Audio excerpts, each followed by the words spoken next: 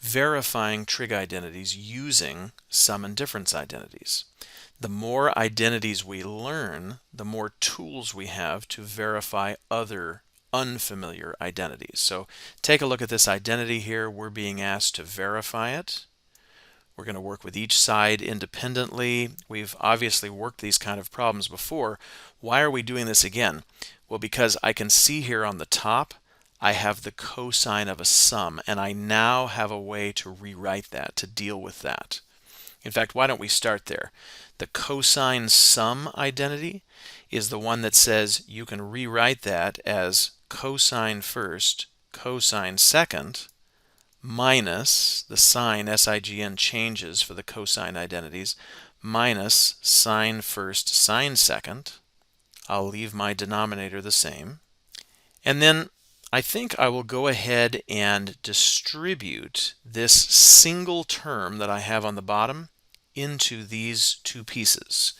So, in other words, I will split up the fraction into two fractions, cosine x cosine y over that denominator, minus sine x sine y over that denominator. Part of the reason that occurred to me to do was I could see that this and this matched each other. And so then when I come down into the next step, cosine x, cosine x, cosine y, all of those pieces wipe each other out, right? I can divide them all out and just make a bunch of ones. That term is just 1. Let's see what happens with the other one. I have a sine x over cosine x. Well, that makes tangent x. And I have a sine y over cosine y. That makes tangent y. And just like that, we finished. The two sides match. We have verified this identity. Let's try another one.